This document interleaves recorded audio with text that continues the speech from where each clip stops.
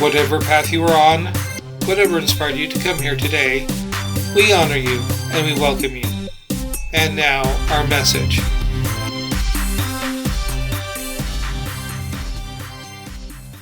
Please close your eyes and take a nice, deep, restful, peaceful breath.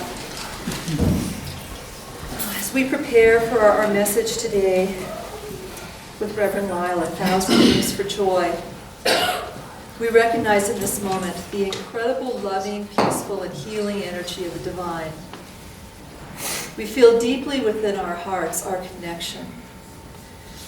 The divine presence is in us, through us, around us, and is in every single thought that we have. We know that as we focus our thoughts on love, as we focus them on peace, and as we focus them on joy, more and more and more of these wonderful attributes are brought into our lives. We know that we are blessed, and that as we go through our day, we bless all that we come into contact with. And as we open our hearts and our minds to our message for today, we know that it will bring us inspiration and new ways of being that we share with all of those that we come into contact with. And that as we share this sacred, wonderful time of year, we share it with so much joy, love, and peace. It just oozes from every ounce and from every pore that we have. For the truth of our being is joy, is peace, and is love.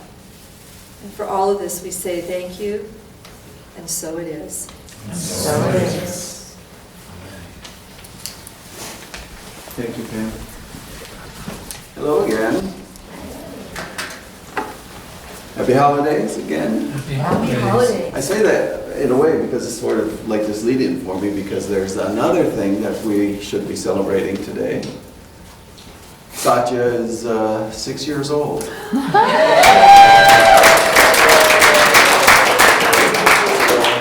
Happy birthday to us.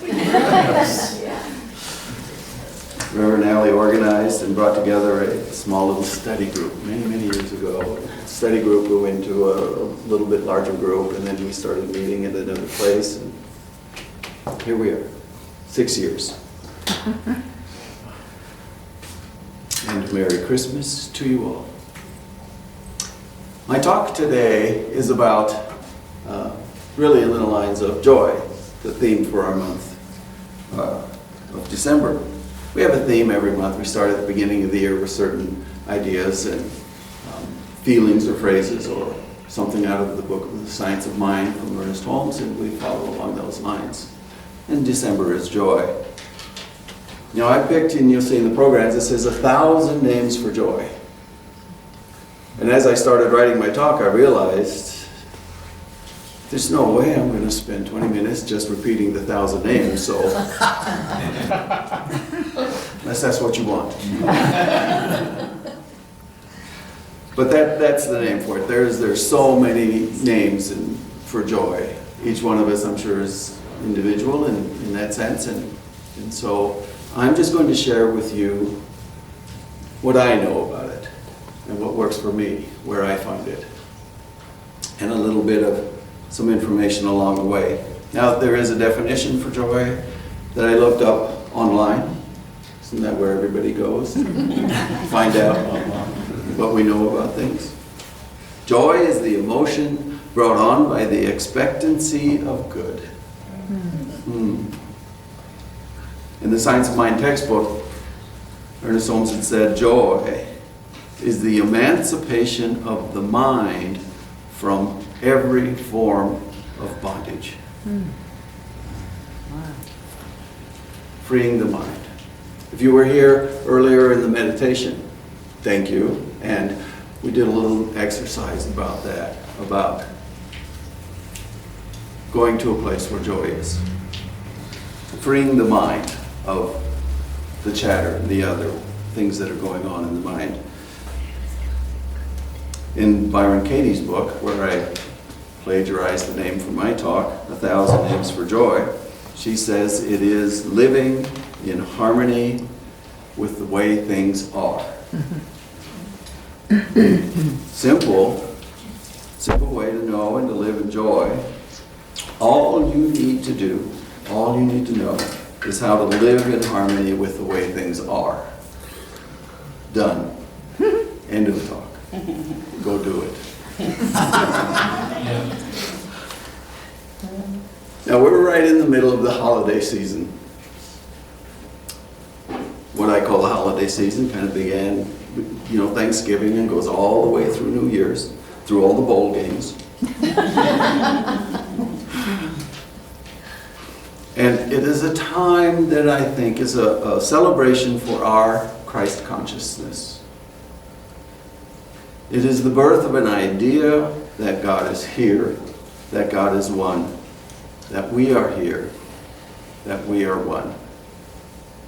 It's a universal idea of uniting with the wholeness of spirit, of a oneness.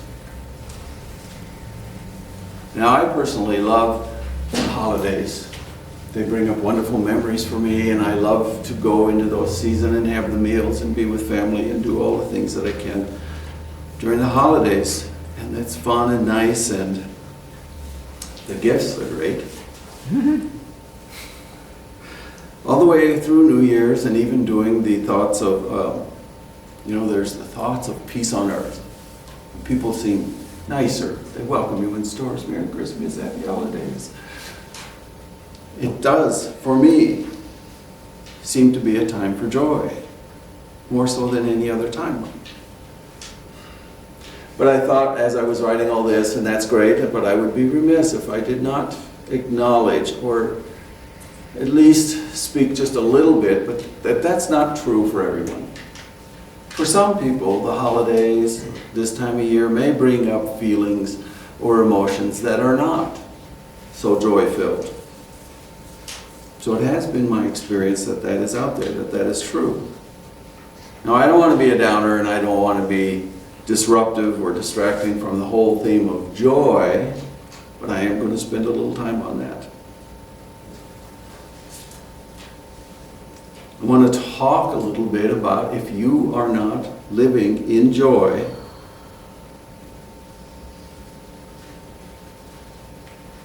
how do you do your daily thing?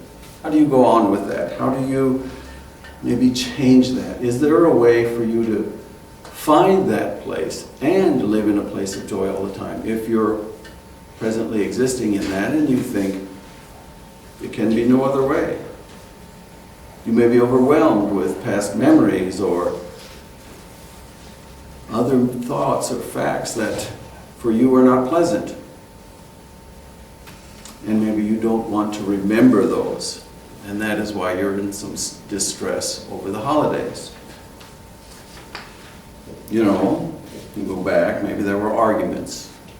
Maybe there was some time of lack in your life when you were a child and your parents were struggling. Maybe it was rough for you as a child. And you have a sense and a feeling that there's no sense reliving that. I don't want to go there. Maybe you had past expectations and they were not met, and so the time in the season makes you sad. And if not, maybe someone else near you or in this room has those feelings and thoughts. I thought it would be important for me to at least touch on that a little bit. Because there are feelings of anger and guilt and fear that come up this time of year for some people. And many people may not even remember why. It just is upsetting. Feels like it would be more fun just to go somewhere else and hide till the season's gone, and then you can go back to your life. Now, I understand that. The way I see it is that all of those things, that guilt, that anger, that fear, that jealousy, those expectations, they are not there in your life, in your head, in your memories, in your thoughts, in place of joy. They're not even the opposites of joy, like there's joy in something else. Those things, those thoughts, those memories, the anger, fear, jealousies, they're imposed barriers to joy. They are a form of bondage. Remember what Ernest Holmes said, joy is to remove any sense of bondage in the mind. You may say to yourself, I'll just never let anyone hurt me again. Not like that, won't go there, won't do that. Shut down. The wall goes up. Won't put myself in that position again. It's a wall. Won't spend that money on that. That didn't work. Another wall. See, my father passed away in December of 2003, and that's something I didn't want to relive. That's, who wants to go there? But you see, those aren't things. Those are memories. I mean, yeah, you can say memories are things, and yes, someone hurt you, and yes, my father did pass away. Those are, but they're memories of those events that happened in the past. They are thoughts.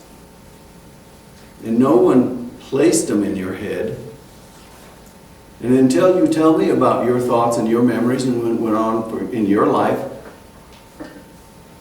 I didn't know they were real. I didn't know they existed. They weren't things that are known in the world. They're thoughts in your mind. Memories of yours. Real memories for you, yes. Real love for you, yes. But they shouldn't run your life to the extent that you can't feel joy. If you had never lost a loved one, if you had never been hurt in any way, do you know what would be left? You were in the meditation. I think joy. There in your heart. No feelings of anger, no feelings of fear, none of that running around in your head, none of that chatter. What's left? It's joy. Yes, I lost my father. But what I think about when I think about my father are the times we played cards. Pinochle was his favorite. Meals together as a family, lessons that he taught me, and all of the good thoughts of him. It's not what runs, his death doesn't run me, but his memories uplift me. I talk to him still. And I feel joy when I do. Joy is what is real and lasting. When you clear out your head and you sit in meditation, none of those words and fears and angers are running around and occupying your time. What's left is a sense of peace and quiet. What's left is a sense of joy. There was a quote Andrew Weil said, I think we should all be working for contentment, an inner sense of fulfillment that's relatively independent of external circumstances. And that goes along with something Deepak said I wanted to read to you too. And he said, on our spiritual path, we take steps to establish the state which registers at the feeling level of contentment. Psychological research has shown that each person has a baseline of happiness. It's like your physical body's basal metabolism, which determines your level of physical energy. When you exercise or perform hard physical work, your metabolism rises to give your muscles the extra energy needed. But once you are at rest again, your body returns to its metabolic set point.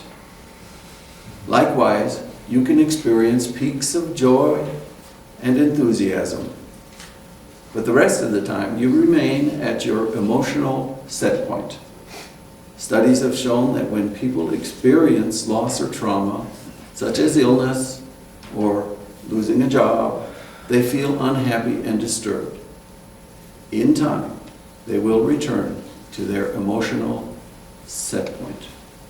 Nature always moves to restore balance.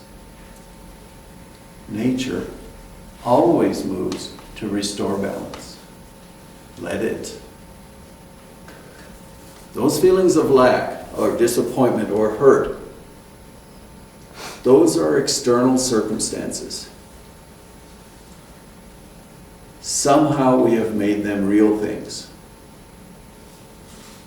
real memories, but not real disappointment. Disappointment's kind of an interpretation that we put on things. Yours is going to be different than mine. Same circumstance, same thing that could happen in your interpretation of what has happened will be different than mine. Now, Katie Byron had said, for her, when she believed her thoughts,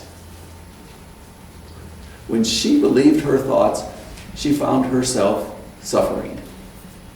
When she did not believe the chatter, when she did not believe her thoughts, there was no suffering. She said, suffering is optional. Joy is not. Joy is there, and it's up to you to decide. It's up to you to decide when and where and how much joy to let in, to be revealed. It's there. You either cover it up with thoughts of hurt and anger and upset and disappointment, or you reveal your natural internal self. I think what she was saying was, if you give up your power, your authentic power,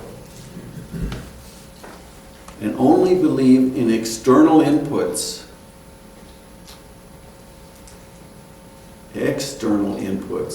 as to what you should feel, as to what you should do, as to what you should believe, well, then maybe you're also giving up a little bit on yourself. And when you give up on yourself, your unique expression of God, then you aren't really living a joy-filled life. You are living a reactionary life based on old beliefs or other people's ideas of the way things should be. Now, those ideas are not always bad, but if you choose to own those ideas and beliefs, even if they weren't yours originally, they might have been your father's or your teacher's, they're yours now. But when you are not expressing your own powerful inner impulses and desires, then you are shutting yourself off from yourself, from God. And then your ego becomes the controller, the driving force of your actions and your reactions, not the spiritual you, the inner you, the true you. Joy is one of our natural rights. And I believe that. Joy is the emancipation or the freedom of the mind from bondage. And when we are free, we are also more aware of our spiritual selves and our natural state of being. Marianne Williamson had said, joy is what happens when we allow ourselves to recognize how good things really are. All that external stuff comes and goes. If you've ever paid attention or noticed, There's always some other way to upset you if you ever get rid of some upset. Some worry, some anger, some fear. There's another one right around the corner. And you take that one on. There's another way for you to feel worried. There's another way for you to feel angry.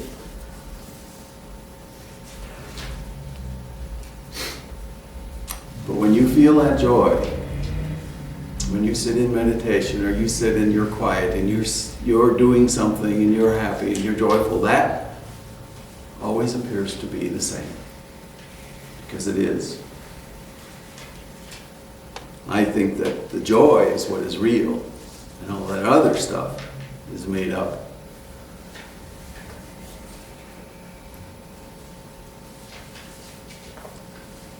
You get rid of all those other barriers, all those other blocks, and what is left is joy. I read a description of Lao-Tzu, and he was called a man of joy.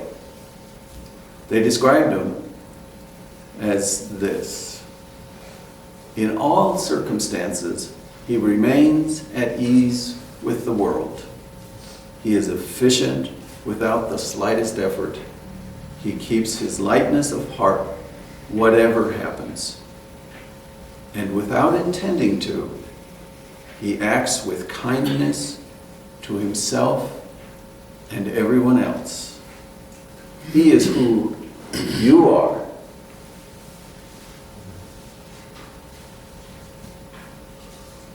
Once you meet yourself,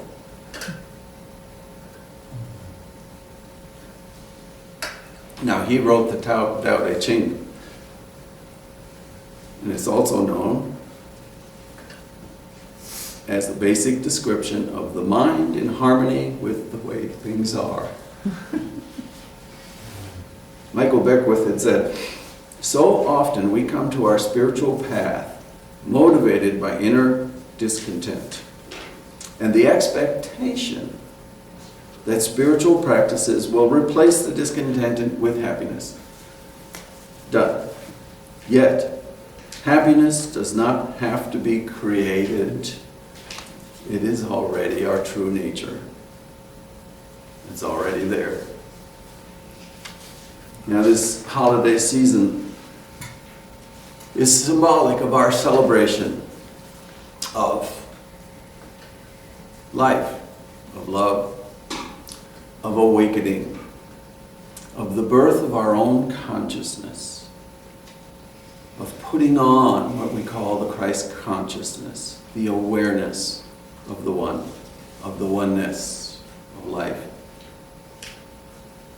It is the awareness of life without bondage, of the Christ that exists within each and every person. You see, the manifestation of good, of the God within us all, the manifestation of that is joy. Now, I did this, I have a few minutes which I would like to use. My camera, that's okay. I'll be back.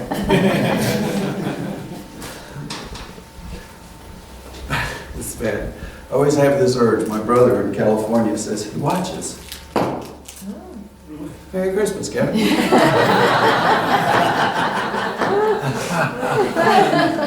So I've always wanted to do that.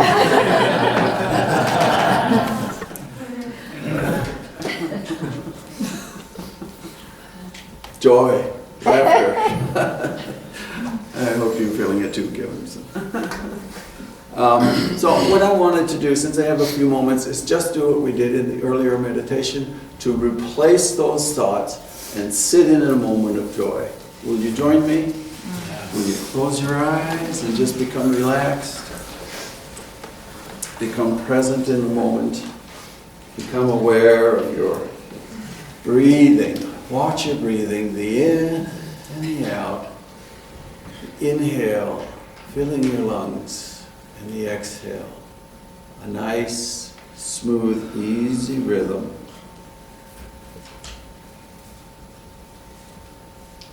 Relax, letting go.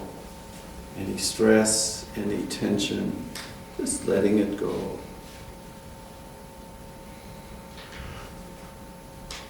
Find that place where you feel close to your spiritual self, where you feel aware of an inner wisdom, an inner you that is so enveloping. It keeps you warm. It makes you feel safe. It reveals your inner joy, your inner happiness. Just let go and realize your oneness. You are never alone. And think of a time when you were happy, so happy. Allow your mind's eye, your inner self to smile. There was laughter. There was joy.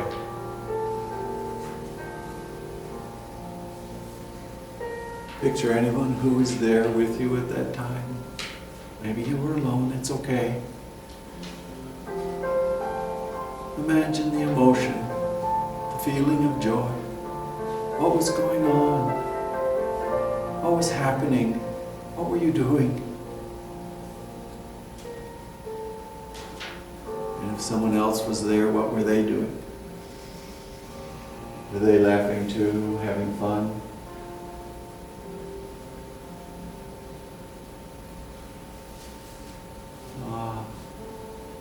And breathe.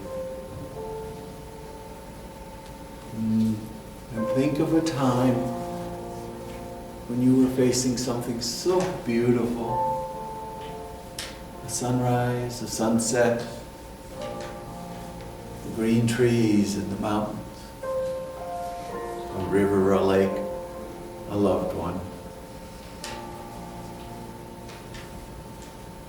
And you just sat in awe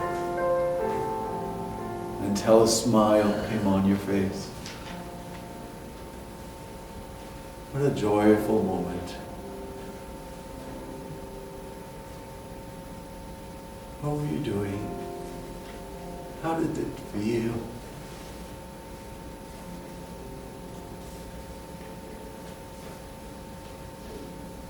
Ah.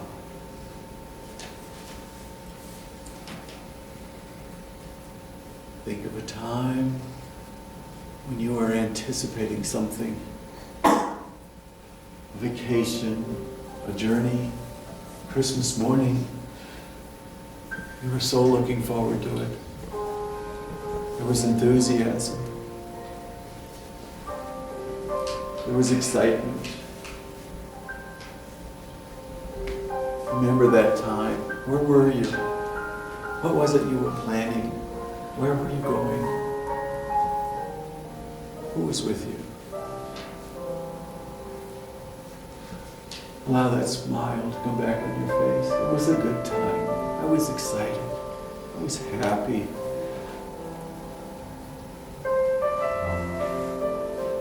Spend a moment with that moment or that person. Let them know how grateful you are. How thankful for you were for that moment of time, that moment of joy.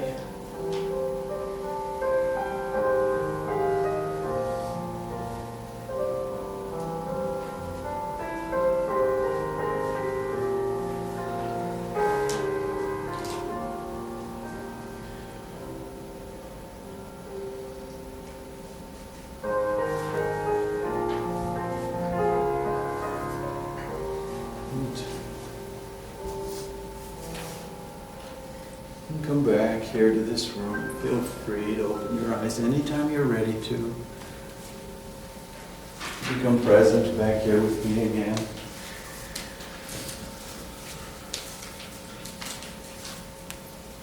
When you do that, and you let go, and none of those other thoughts are there with you, hopefully you reached a point where you weren't thinking about rent being due tomorrow or having to go to work tomorrow. Yay! I don't have to. Sorry. I'm very happy about that. We know all of those thoughts and those worries and the stuff in your head is gone. What's left? Joy. Those emotions, those feelings, they're the same. They're there. They don't go away. They come back when you let everything else out of your mind. And there it is. Before I close, and I have a few moments, because of the season, because of the time, I'm going to play you a song.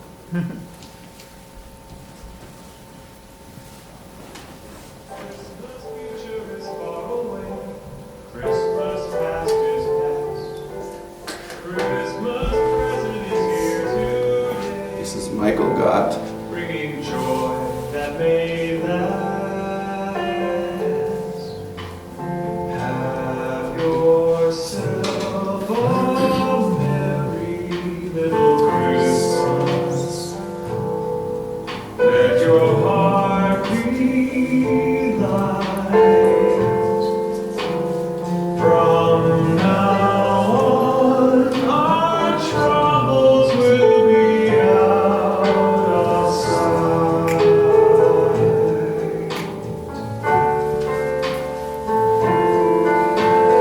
Have yourself a merry little Christmas. Make the Yuletide gay.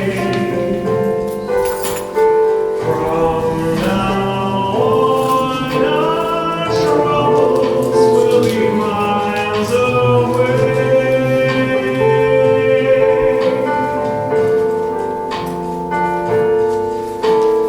Here we are as in olden days, happy golden days of yore. Faithful friends who are dear to us, gather near to us once more. Through the years, we all will be together, if the fates allow. Until then, we'll have to muddle through somehow.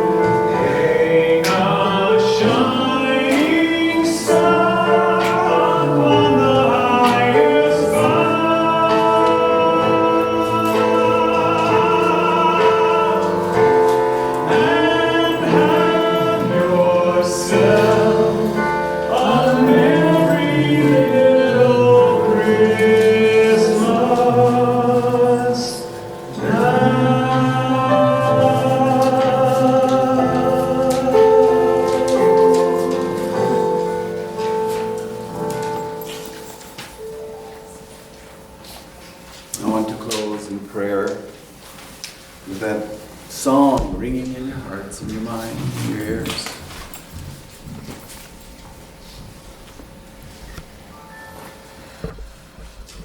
Know that all is well. That the essence and the truth and the oneness of this cosmic universe, this divine universe, this ultimate oneness, that all is good. That when we step into those moments of joy, when we release our mind from bondage, when we set ourselves free, our true nature is happiness, is joy. It is what drives all things. The creation of all things comes from the living principle of joy. So we've gathered here today to be with people of like mind, to be in a place where we are loved, to join with others along our path, wherever it is leading us. And we are happy. We are joyful. We are joy-filled. My declaration for today, my treatment for today, my closing prayer for today is that we all know peace and understanding for ourselves and for others, and that we share that. That we allow it to be so this holiday season for us and all year, next year, through the next year. May we know ourselves, who we are, and why we're here. And I release that. I let it go. I just let that emotion go and return to me multiplied abundantly. And so it is. And so it is. Thank you. We're going.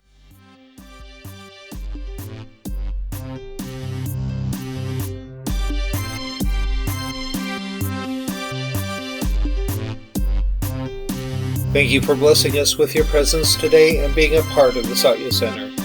You're invited to join Reverend Allie and Reverend Lyle each Sunday morning at 10 a.m. for your dose of connection, inspiration, and co-creation.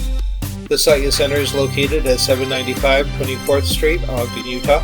For directions, a map, and our service times, please see our website, thesatyacenter.org. This program was brought to you by the kind donations from the members of the Satya Center. Thank you.